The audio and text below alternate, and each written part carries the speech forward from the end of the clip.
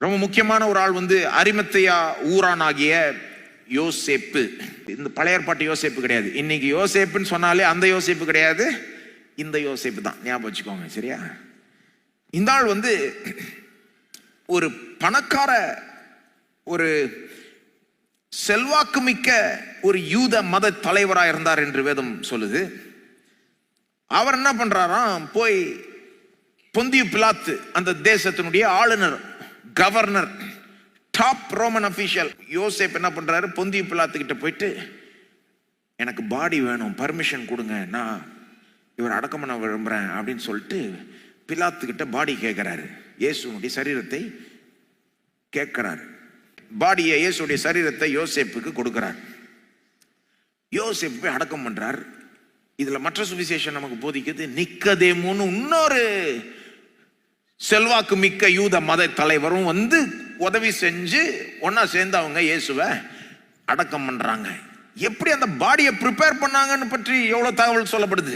அந்த நிக்கதேமுன்ற ஆள் வந்து 100 பவுண்டு அந்த நறுமண பொருட்கள் அதெல்லாம் கொண்டு வராராம். நல்ல கிளீன் துணி வாங்கிட்டு வந்து அதுல இந்த நறுமண பொருட்களை வச்சு அதுல இயேசுடைய சரீரத்தை ராப் பண்ணி அப்புறம் அவரை கல்லறையில போய் வைக்கிறாங்க. அந்த கல்லறையை பற்றி எவ்வளவு டீட்டெயில் சொல்லப்பட்டிருக்கு, அது எந்த ஏரியால இருந்தது, யாருக்கு சொந்தம், எப்படிப்பட்ட கல்லறை எல்லாம் சொல்லப்பட்டிருக்கு. அந்த கல்லறைக்குள்ளாக யாரும் இது வரைக்கும் வைக்கப்படவே இல்லையா. புதிய கல்லறை. யாருக்கு சொந்தமா இருந்தது அந்த கல்லறை? இந்த அரிமத்தியா ஊரானாகிய யோசேப்புக்கு சொந்தமா இருந்தது. அந்த ஆள் கொஞ்சம் பணக்காராள். இந்த கல்லறை வந்து நம்ம நினைக்கிற மாதிரி இப்போ நம்முடைய இன்னைக்கெல்லாம் எப்படி கல்லறை கிரவுண்ட்ல அப்படியே தோண்டி சரீரத்தை அப்படி உள்ள ஆழத்துல வைக்கிறாங்க. இது வேற மாதிரி கல்லறை பாருங்க. கண்மலையில் வெட்டி இருந்த கல்லறை, கற்பாரியில் வெட்டி இருந்த கல்லறை, அப்படிப்பட்ட கல்லறையில போய் வச்சாங்க. வச்சு முடிச்ச பிறகு என்ன பண்ணாருங்கன்னு சொல்லப்பட்டிருக்கு. யோசேப்பு வந்து ஒரு பெரிய கல்லை வந்து அந்த வாசலில் புரட்டி வைத்து கல்லறையை மூடுகிறான். அதுக்கப்புறம் மற்ற சுவிசேஷங்கள் சொல்லுது, ரோமர்கள் வந்து அவன் வந்து கல்லறையை சீல் வைக்கிறான், ரோம காவல்காரனை அங்க நிக்க வைக்கிறான், யாரும் வந்து பாடி அப்படி இப்படி இது பண்ணக்கூடாதுன்னு அப்படி பண்றாங்க அப்படின்னு சொல்றாங்க. பாருங்க அந்த மற்ற சுவிசேஷங்கள்ல எவ்வளோ டீட்டெயில் சொன்னேன், எவ்வளோ டீட்டெயில் சொன்னேன், கவனிச்சிங்களா? எவ்வளோ நான் சொன்ன எல்லா டீட்டெயிலுமே பைபிள் இருந்து சொன்னேன், வேற எதுவும் சேர்க்கல நான். ஸோ எனக்கு எப்படி தெரியும்? மத்தேயு, மார்க், லூக்கா, யோவான் பார்த்து தெரியும். மத்தேயு, மார்க், லூக்கா, யோவானுக்கு எப்படி தெரியும்? நேர்ல கண்ட சாட்சிகள், நேர்ல பார்த்த சாட்சிகளை வச்சு சொல்றாருன்றது மார்க்கே காமிக்கிறாரு. முக்கியமான சாட்சிகள் அந்த பெண்கள், 2 பெண்களை பேர் சொல்லி சொல்றாரு. இவங்க பார்த்தாங்க அடக்கம் பண்றதை, இவங்க பார்த்தாங்க. மகதலேனா மரியாள், யோசேன் தாயாகிய மரியாள், மற்றும் நான் நினைக்கிறேன் நிக்கதேமு கூட சாட்சியா இருக்கிறார். அவர் அங்க இருக்கிறாரு. யோசேப்பு அவரும் ஒரு சாட்சியா இருந்திருக்கலாம். நேர்ல பார்த்த சாட்சிகள் சொன்னதை வச்சுதான் இங்க இதெல்லாம் எழுதப்பட்டிருக்குன்றதை நீங்க புரிஞ்சு கொள்ள வேண்டும். This is I witness testimony. ஏன் வேணுக்குன்னு இவ்வளோ டீட்டெயில் கொடுத்தேன்னா, இது உண்மையிலே நடந்தது என்பதற்கு இவ்வளோ டீட்டெயிலே ஒரு ப்ரூஃப். இவ்வளோ டீட்டெயில் வந்து உங்களுக்கு ட்ரூ ஸ்டோரியில தான் கிடைக்கும், உண்மையான கதையில தான் கிடைக்கும். கட்டு கதையில இவ்வளோ டீட்டெயில் வராது. டீட்டெயிலை குறைச்சிப்பாங்க, கருத்தை போதிக்க பார்ப்பாங்க. கரெக்டா? கட்டுக்கதை எப்படி? ஒரு ஊர்ல ஒரு ராஜா இருந்தார், அவர் இங்க போனார், அவருக்கு இப்படி நடந்தது. இதுல இருந்து கதையில நம்ம என்ன கற்றுக்கொள்ளணும்? அப்படிதான் வரும் கதை. இங்க பாத்தீங்கன்னா அப்படி இல்லவே இல்லை, வெறும் டீட்டெயில் தான். இதுல இருந்து நீ இதை கத்துக்கோ, அதை நான் பிரசங்கத்துல சொன்னாதான் உண்டு. இங்க டீட்டெயிலா இருக்குது. இது உண்மை சம்பவம். பாருங்க, இவ்வளவு டீட்டெயில் இருக்கிறதே அதை காண்பிக்குது. சில நேரம் ஒருத்தட்ட நீங்க என்ன நடந்தது, ஏதோ ஒரு சம்பவம் நடந்திருக்கும், உங்க ஃப்ரெண்டு கிட்ட கேட்பீங்க என்ன நடந்தது சொல்லு அப்படின்னு. அவங்க சொல்ல ஆரம்பிச்சு வள வள வள வள வளவன போயிட்டு இருப்பாங்க. பார்த்துருக்கீங்களா? சிலர் வந்து பாயிண்ட்டுக்கு நேரம் வர முடியாது அவங்களால. இங்க போனேன், வழியில அவர் வந்தாரு, அவர்கிட்ட இப்படி சொன்னேன், எப்ப பாயிண்ட்டுக்கு வாப்பான்னுவீங்க நீங்க. அவங்க என்ன சொல்லுவாங்க, நடந்ததை சொல்றேன் பான்னுவாங்க. உண்மை சம்பவங்கள்ல நிறைய டீட்டெயில் இருக்கும். அது அப்படிதான், அது உண்மை சம்பவத்தினுடைய ஒரு தன்மை. ஒரு காரியம் உண்மையா இல்லையான்னு அதை வச்சே கொஞ்சம் தெரிஞ்சுக்கலாம் பாருங்க. இவ்வளோ டீட்டெயில் நான் ஏன் சொன்னேன்னா, இவ்வளோ டீட்டெயில் இருக்கிறது என்னத்தை காண்பி, இது உண்மையிலே நடந்தது, இது ஒரு கட்டு கதை கிடையாது. இவ்வளோ டீட்டெயிலும் ஹிஸ்டாரிக்கலா மேட்ச் ஆகும் பாருங்க. அது அந்த முக்கியமான சில பேரை பேர் சொல்லி சொல்றாரு. அரிமத்தியா ஊரானாகிய யோசேப்பு, அந்த ஆள் வந்து ரொம்ப பணக்கார ஆளு. அங்க எருசலேம்ல எல்லாருக்கும் தெரியும், அவரை ஆலோசனை சங்கத்துல இருக்கிறார். அவர் கணம் பொருந்திய ஆள், ஊருக்கே தெரியும் அவர் யாருன்னு. அவர் பேரெல்லாம் சும்மா யூஸ் பண்ண மாட்டாங்க. நிக்கதேமு, அவரும் பெரிய ஒரு தலைவர், ஊருக்கே தெரியும் அவர் யாருன்னு. பொந்தியு பிலாத்து வந்து நாட்டு தேசத்தினுடைய ஆளுநர். இவங்க பேரை வச்சுக்கிட்டு கதையெல்லாம் கட்ட முடியாது பாருங்க. முக்கியமானவர்கள் பேர் சொல்லப்பட்டிருக்கு. அவ்வளவு சமுதாயத்தின் கண்ணில் அவ்வளவு முக்கியம் இல்லாதவர்கள், அவர்களுடைய பேரும் சொல்லப்பட்டிருக்கு. அந்த பெண்கள், மகதலேனா மரியாள், அந்த அடுத்த மரியாள், இந்த டீட்டெயிலாம் எடுத்து நீங்க போய் ரிசர்ச் பண்ணீங்கன்னா, அந்த காலத்துல யூத வழக்கத்தின்படி ஒருத்தர் எப்படி அடக்கம் பண்ணப்பட்டிருப்பாங்க, அதோட இந்த டீட்டெயில் ஒத்து போதான்னு போய் பார்த்தீங்கன்னா ஒத்து போகும், மேட்ச் ஆகும். இது கட்டுக்கதை இல்லைன்றதை பார்ப்பீங்க பாருங்க. யூத வழக்கத்தின்படி எப்படி அடக்கம் பண்ணாங்களோ அந்த காலத்துல, அப்படிதான் இயேசுவை அடக்கம் பண்ணாங்க. அதை நம்புங்க, இது உண்மையிலே நடந்தது, இங்க சொல்லப்பட்டிருக்கிறது சத்தியம். அப்ப அவர் அடக்கம் பண்ணப்பட்டதை என்ன காண்பிக்குது? நிச்சயமா அவரு மரிச்சிட்டார். அதை குறித்த ஒரு துளி கூட சந்தேகம் வேண்டாம். இது ஏன் நான் சொல்றேன்னா, இன்றைக்கும் சரி அன்றைக்கும் சரி சிலர் வந்து என்ன சொல்றாங்க, அவர் ஆக்சுவலா மரிக்கல, பாடுபட்டார், ஃபெயிண்ட் ஆயிட்டாருன்றாங்க. எப்படி? சிலுவையில் வந்து ஃபெயிண்ட் ஆயிட்டாராம். அப்புறம் இந்த ரோமர்கள், ஒன்றும் தெரியாத ரோமர்கள்ல, அறிவில்லாத ரோமர்கள்ல, ஃபெயிண்ட் ஆயிட்டது போய் மரிச்சிட்டார் நினைச்சு அவன் என்ன பண்ணான், பாடி இறக்கியா மரிச்சிட்டார் புடி அப்படின்னு போய் கல்லறையில் வச்சுட்டாங்களாம். திடீர்னு அப்புறம் எந்திரிச்சு வந்துட்டாராம் 3ஆவது நாள். ஏன்னா அவரு மரிக்கலையாம், ஃபெயிண்ட் ஆயிட்டாராம்.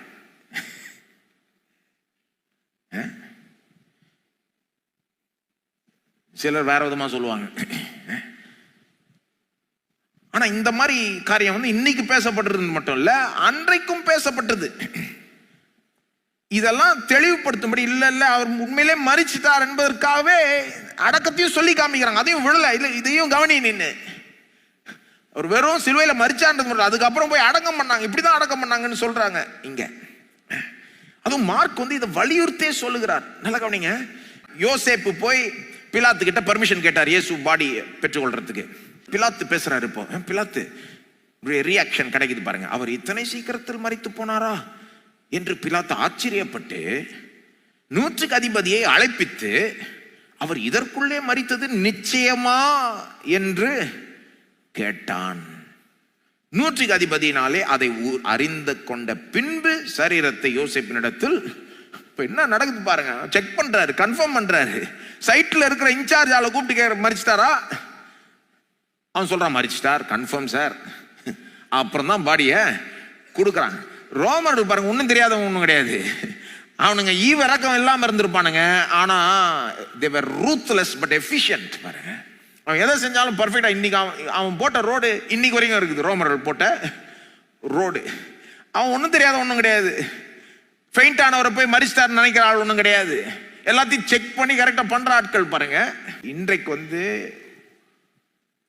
நீங்க ஒரு பரியல் கிரவுண்டுக்கு போயிட்டு, அடக்க ஒரு இடத்துக்கு போயிட்டு, சும்மா அப்படியே நினைச்சபடி யாரையும் அடக்கலாம் பண்ண முடியாது. முதல்ல என்ன கேட்பாங்க, எப்பா ஆள் மரிச்சிட்டான்றதுக்கு ப்ரூஃப் எங்க, டாக்டர் சர்டிபிகேட் எங்க இருக்கு, இவர் யாரு? டாக்டர் சர்டிபிகேட்ல என்ன சொல்லும், ஆமா மரிச்சிட்டாரு, இந்த டைம்ல மரிச்சாரு, இதனால மரிச்சாரு, எல்லாம் விவரமும் இருக்கும் பாருங்க. மெடிக்கலி சர்டிஃபைடா இருக்கணும், அப்பதான் அடக்கம் பண்ணவே விடுவாங்க. ரோமர்களுக்கு ஒன்றும் ப்ரொசீஜர் இல்லைன்னு நினைக்கிறீங்களா? எல்லாம் அவனுக்கு தெரியும் பாருங்க. சிலர் அப்படி சொல்லுவாங்க, ஃபெயிண்டாவில் எஸ்கேப் ஆயிட்டார், அவருக்கு பதிலாக இன்னொருத்தர் பாடுபட்டாராம். நான் கேட்க, ரோமர்களுக்கு தெரியாதா யார் சிலுவையில் தொங்குறதுன்னு? தப்பான ஆள் சிலுவையில் போட்டு அறைவாங்களா என்ன? இதெல்லாம் மூடத்தனம் பாருங்க. அவர் வெறும் ஃபெயிண்டா இருந்தாருன்னா உயிர் தொழுதலே தேவை, எந்திரிச்சு வந்துடலாம். அவர் ஏதோ எஸ்கேப் ஆயிட்டாருன்னா கொஞ்ச நாள் மறைவா இருந்துட்டு திரும்ப அப்படியே வந்துடலாம். ஆனா அவர் உண்மையிலே மரிச்சாருன்னா, அடக்கம் பண்ணப்பட்டாருன்னா, திரும்ப வரணும்னா ஒரே வழிதான், உயிரோட எழுமணும். அவன் சர்டிஃபை பண்றான், மரிச்சிட்டாருன்னு கன்ஃபார்ம் பண்ணிட்டு தான் பாடியே கொடுக்குறாங்க. ரோம ஆளுநரே அதை கன்ஃபார்ம் பண்றாரு, அப்புறம் தான் பாடியை கொடுக்கிறாரு. மார்க் இதை சொல்லி காமிக்கிறார், மற்றவங்க சொல்லலை, இதை மார்க் மட்டும் சொல்லி காமிக்கிறார். மார்க்குடைய பாயிண்ட் என்ன, அவர் உண்மையிலே மரிச்சிட்டார். இந்த மற்ற கதையெல்லாம் நம்பாதீங்க. உயிர்த்தெழுதலை குறித்த செய்தியை கூடி சீக்கிரம் நம்ம கேட்க போறோம். அதுக்கு இந்த அடக்கம் நம்மளை ஆயத்தப்படுத்துது. இப்படி ஊருக்கே தெரிஞ்ச ஒரு இடத்துல அடக்கம் பண்ணப்பட்டாரு. கொஞ்ச நாட்களுக்கு பிறகு அதே ஊர்ல பப்ளிக்கா எந்திரிச்சு பிரசங்கம் பண்றாங்க பேதுருவெல்லாம். இவர் உயிரோட எழும்பிட்டார், உயிரோட எழும்பிட்டார், உயிரோட. அதே ஊர்ல போய் இதை வந்து வேற ஊர்ல போய் பேசினா வேற விஷயம். எங்கேயாவது கடல் கடந்து போய் எப்போ ஒருத்தர் மரிச்சாரு, உயிரோட எழும்பிட்டாரு அப்படின்னு சொன்னா எதுவும் வெரிஃபை பண்ண மாட்டாங்க, யாரும் வெரிஃபை பண்ணவும் முடியாது. அதே ஊர்ல நின்றுகிட்டு எங்க இயேசுவை சிலுவையில் அரைங்க அரைங்கன்னு கத்துன அந்த கூட்டத்துக்கிட்ட இவங்க பேசுறாங்க, இவர் நீங்க அரைஞ்ச இயேசு இன்றைக்கு உயிரோட எழும்பி விட்டார் அப்படின்னு தைரியமா பிரசவம் பண்றாங்க. நான் கேட்கிறேன், யாரும் போய் செக் பண்ணிருக்க மாட்டாங்களா கல்லறைய? எங்க அவர் அடக்கம் பண்ணப்பட்டார், யாருக்கு அந்த கல்லறை சொந்தம் எல்லாம் தெரியும் பாருங்க. செக் பண்ணா செக் பண்ணிருக்கலாம். தைரியமா அவங்க பிரசவம் பண்றாங்க. அதுல சில டீட்டெயில் எல்லாம் பாத்தீங்கன்னா, அடக்கம் பண்ணிட்டு கல்லை கொண்டு வந்து மூடுறாங்க. மற்ற சுவிசேஷங்கள்ல சொல்லப்படுது, ரோமர் சீல் வைக்கிறான், காவல்காரனை நிறுத்துறான். நீங்க நினைக்கிறீங்களா ரோமர் காவல்காரன் வந்து முக்காவாசி வாட்ச்மேன் மாதிரி நினைக்கிறீங்களா?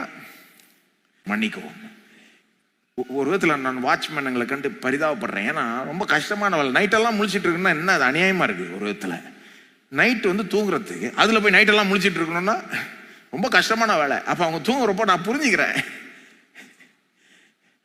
ஆனால் என்ன சொல்ல வரேன், ரோமர் காவலுக்கு வச்சாங்களே அந்த ஆளுங்க, அவங்க அந்த மாதிரி இருந்திருக்க மாட்டாங்கன்னு சொல்ல வரேன்.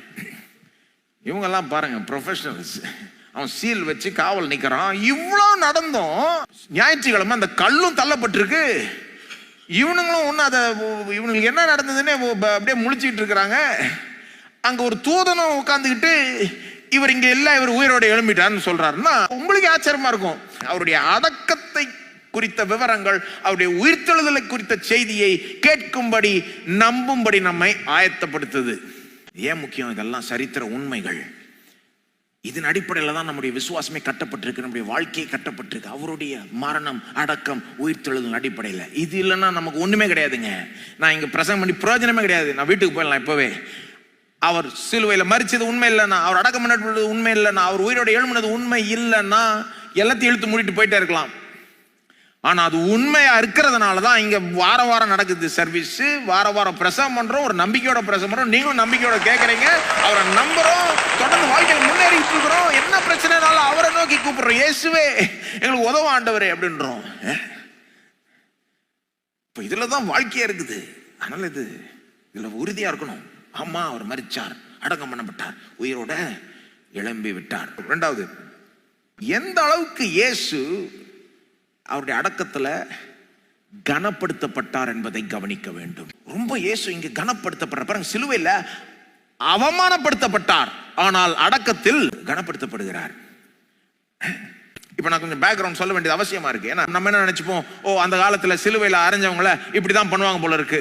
மரிச்ச பிறகு அவங்கள சிலுவையில இருந்து இறக்கி என்ன பண்ணுவாங்க, போய் இப்படி ஒரு கல்லறையில வச்சுட்டு வந்துருவாங்க போல இருக்குன்னு நீங்க நினைச்சுக்கலாம். கிடையாது, அப்படி ஒன்றும் இல்லை. அந்த காலத்துல ரோம வழக்கத்தை சொல்றேன். சிலுவையில் அரைஞ்சவங்கள ரோமர்கள் என்ன பண்ணுவாங்க தெரியுமா? வழக்கமா அப்படியே சிலுவையிலே தொங்க விடுவாங்க. நாள் கணக்கா வேணும்னு சிலுவையிலே தொங்க விடுவாங்க. அதாவது மரிச்ச பிறகு சொல்றேங்க, நானு மரிக்கிறதுக்கே கொஞ்சம் டைம் எடுத்துப்பாங்க. முதல்ல ஸ்லோ டார்ச்சர் டெத். இது சரீரம் அழுகி போகும். ரோம வழக்கம் அப்படி. பறவைகள்லாம் வந்து கொத்தும், வேணே இன்னும் அவமானப்படுத்தணும்னு. மரிச்ச பிறகும் கூட அவர் அடக்கம் பண்ணப்பட்டார்ன்றது மட்டும் இல்ல, வழக்கமா யூதர்கள் அடக்கம் பண்ற விதத்தை விட ரொம்ப ஒரு கனம் பொருந்தின விதத்தில் அடக்கம் பண்ணப்பட்டார். இயேசுடைய அடக்கத்துல ரொம்ப பெரிய ஒரு கனம் அவருக்கு கிடைக்குது பாருங்க. ஏன்னா யார் அவர் அடக்கம் பண்றா? அரிமத்தேயா ஊரானாகிய யோசேப்பு. அந்த ஆள் ஒரு பணக்காரர், அந்த ஆள் ஒரு கனம் பொருந்திய ஆலோசனைக்காரர். அந்த ஆலோசனை சங்கத்துல இந்த ஆள் ரொம்ப பெரிய பொசிஷன்ல இருக்கிறாரு, பதவியில் இருக்கிறார், ஒரு உத்தமனா இருக்கிறார், நீதிமானா இருக்கிறாருன்னு மற்ற சுவிசேஷங்கள்லாம் சொல்லுது. அப்ப அவர் வந்து அடக்கம் பண்றாரு, நிக்கதேமும் வந்து அடக்கம் பண்றாரு. அப்போ இவங்கெல்லாம் இயேசு, அவங்க வரதே இயேசுக்கு ஒரு பெரிய கனம் மாதிரி. அது மட்டும் இல்ல, எங்க அவர் அடக்கம் பண்ணாங்க? புதிய ஒரு கல்லறை. யூதர்கள் வந்து பொதுவா வந்து ஒருத்தர் ஒரு கல்லறையில வைக்க மாட்டாங்களாம், குரூப் கல்லறை வச்சுப்பாங்க. ஃபேமிலிக்கு ஒரு கல்லறை. இன்றைக்கு நம்ம ஒரு குழியை தோண்டி அதுல ஒருத்தரை வைக்கிறோம் போதும், அப்படி கிடையாது. ஒரு குரூப்பா அப்படியே வச்சிருவாங்க. ஒரு ஃபேமிலிக்கு ஒரு கல்லறைன்ற மாதிரி. அவர் வந்து யார் ஒருவனும் ஒரு காலம் வைக்கப்படாத ஒரு கல்லறையில் வைக்கப்பட்டார். புதிய கல்லறை.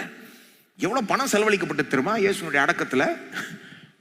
யோவான் சொல்றாரு, நிக்கதேமு வந்து ஹெல்ப் பண்றாராம். யார்? யோசேப்ப.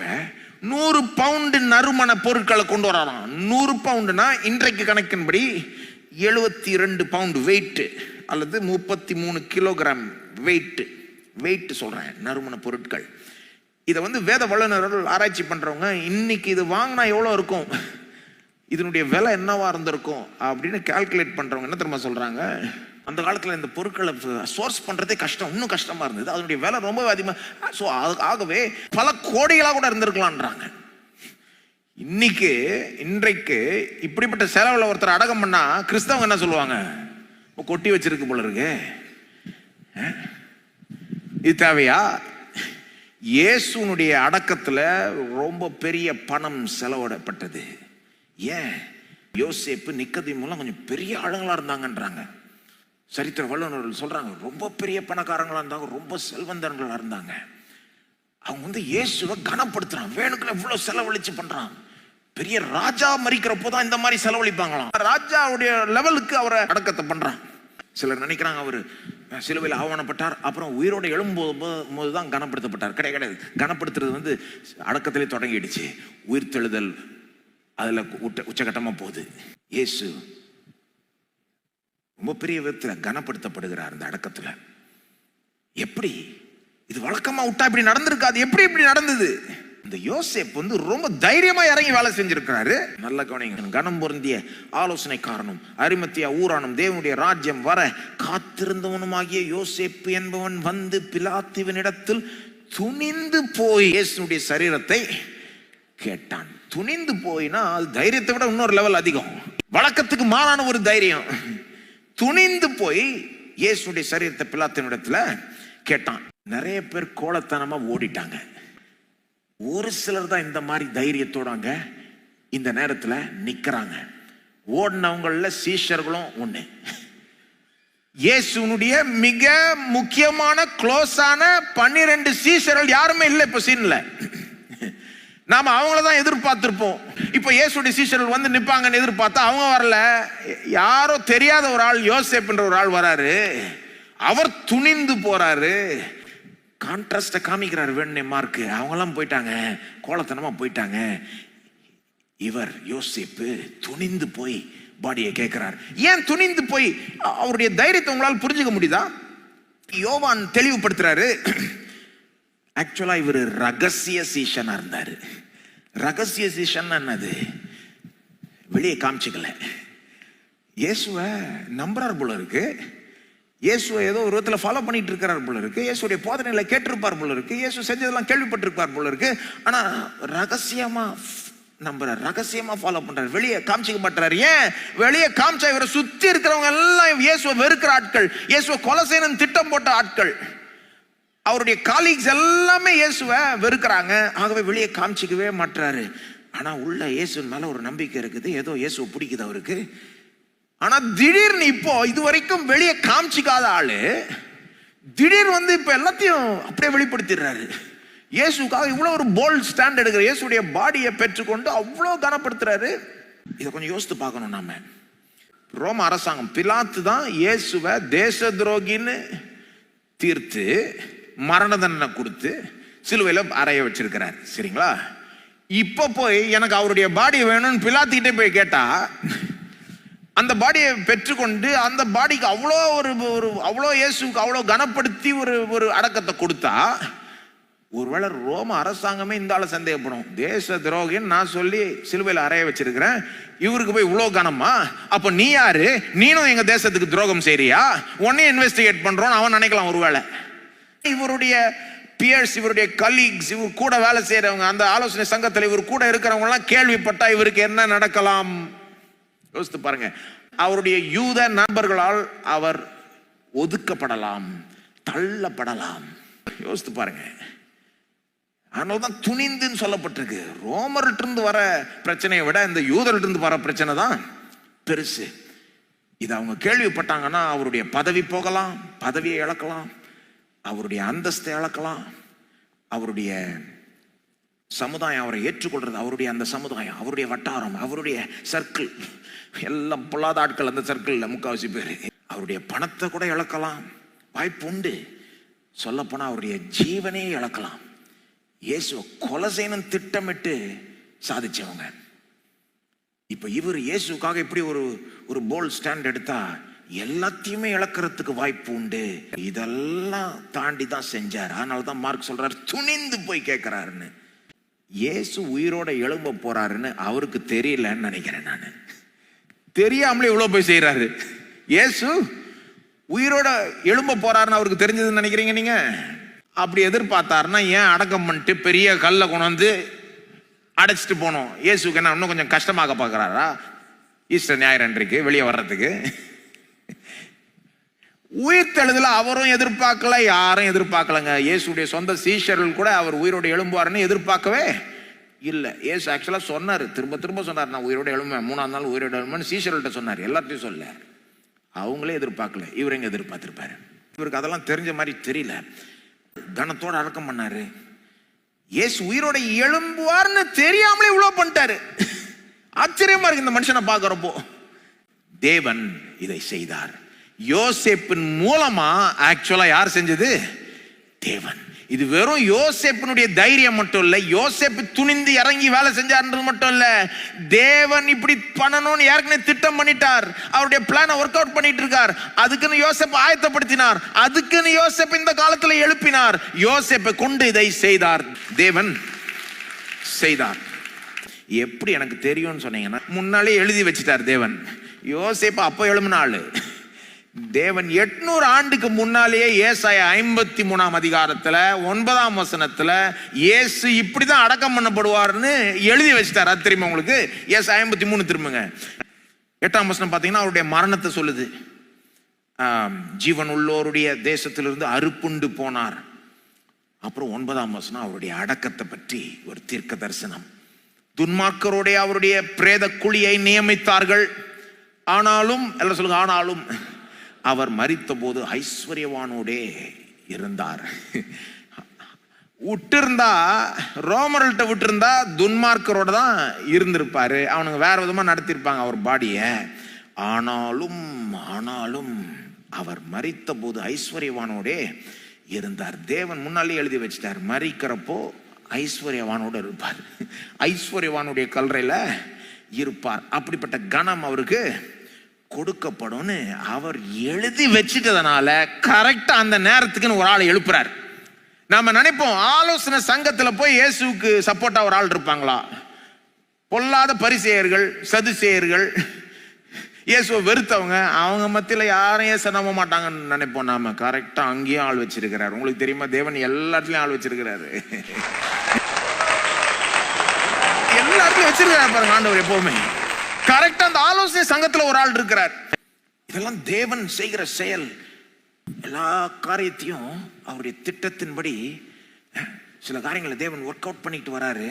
டீட்டெயிலா எல்லாத்தையும் ஒண்ணு கூடி வர வைக்கிறாருன்னு அவர் அப்படி செஞ்சாதான் கரெக்டா அந்த நேரத்துல எல்லாம் வந்து அப்படியே கிளிக் ஆகும். கரெக்டா எல்லாம் அப்படியே வந்து மாட்டோம் பாருங்க. தேவன் செய்யலன்னா நான் சொல்றேன், இவர் துணிஞ்சு போயிருக்க மாட்டாரு. போனோமா இல்லையான்ற முடிவு எடுக்கிறப்போ ரொம்ப பெரிய முடிவு பாருங்க. போலான்ற முடிவு வந்து தேவன் இவரை உந்தி தள்ளினதுனால போய் பிலாத்து கிட்ட கேட்கிறாரு. பிலாத்து வந்து பெர்மிஷன் கொடுக்காம இருந்திருக்கலாம், தெரியுமா உங்களுக்கு? வேலையை பார்த்துட்டு போன்னு சொல்லியிருக்கலாம். சிலுவையில் அரைஞ்சது நானு, அந்த பாடியை வச்சு என்ன பண்ணணும்னு எனக்கு தெரியும், none of your business, நீ போயிட்டு வான்னு சொல்லியிருக்கலாம். யோசேப்பு கொஞ்சம் பெரிய ஆள் தான், ஆனாலும் பிலாத்து அவரோட ரொம்ப பெரிய ஆளு. அங்க பிலாத்தின் இடத்துல தயவை கொடுத்ததும் தேவன் தான். இதெல்லாம் கரெக்டா ஒர்க் அவுட் பண்ணி செய்தது தேவன். ஏன் சொல்றேன்,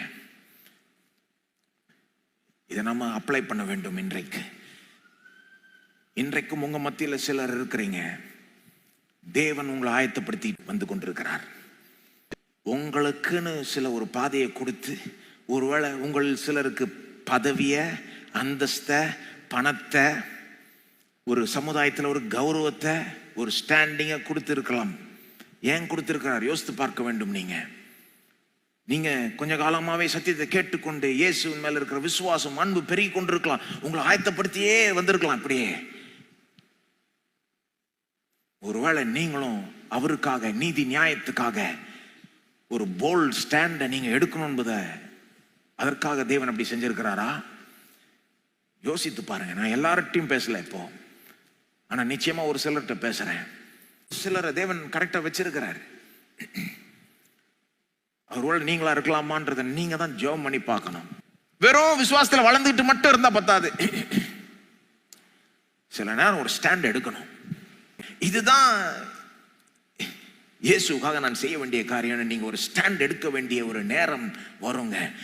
ப்ரிப்பரேஷன் காலம் ஒன்று இருக்கு, முடிவெடுக்க வேண்டிய நேரமும் ஒன்று இருக்கு, அப்புறம் செயல்பட வேண்டிய நேரமும் இருக்குது. ஒரு காரியத்தை செய்யறதுக்குன்னே ஒரு ஆளை எழுப்புறார் தேவன். அந்த மாதிரி இருக்கிறீங்க சிலர். யோசேப்லாம் பாருங்க, இந்த காரியத்தை தாண்டி அவரை பற்றி எதுவுமே நம்ம வாசிக்கவே முடியாது. இதுக்கப்புறம் அவர் எங்க போனார், என்ன ஆனார், ஒண்ணுமே தெரியாது நமக்கு. அவர் வாழ்க்கையில செஞ்ச மிகப்பெரிய காரியமே இதா இருந்திருக்கலாம். அவர் ஏதோ சின்னதா செய்யறேன்னு நினைச்சு செஞ்சாருன்னு நினைக்கிறேன். எனக்கு முடிஞ்சதை செய்யறேன், எனக்கு கல்ற இருக்குது, நான் கொடுக்குறேன், அவருக்கு எனக்கு பெர்மிஷன் கேட்டா கொடுப்பாரு, கேட்கறேன், சின்ன ஏதோ செய்யறாருன்னு நினைச்சு செஞ்சிருக்கலாம். ஆனா இன்றைக்கு அந்த கல்லறை எப்படி ஆயிடுச்சு?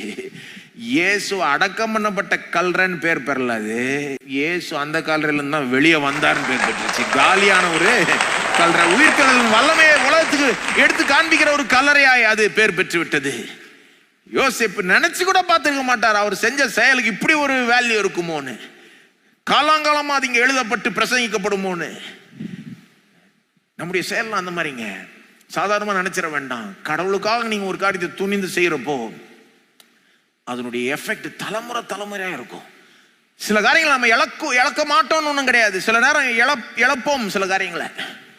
யோசேப்பு ஒருவேளை இழந்திருக்கலாம், பதவி இழந்திருக்கலாம், அவங்க யூத மத தலைவர்கள் மற்றவங்க அவங்களுடைய ஏற்றுக்கொள்ளுதெல்லாம் இழந்திருக்கலாம் அவர். ஆனா இயேசு உயிர் தெழுந்த பிறகு நிச்சயமா இயேசுனுடைய சீஷர்கள் அவங்கெல்லாம் இவரை ஏற்றுக்கொண்டிருப்பாங்க. ஒரு குடும்பத்தை இழந்தாலும் இன்னொரு குடும்பத்தை அவரு பெற்றிருப்பார். அப்படிதான் கடவுளுக்காக நீங்க துணிஞ்சு செய்யறப்போ சில நேரம் காரியங்கள் இழப்பீங்க. ஆனா இயேசுவே சொல்லிட்டார், நீ என்ன இழக்கிறியோ 100 உனக்கு இந்த வாழ்க்கையிலையும் தரேன், மறுமையிலையும் தரேன்.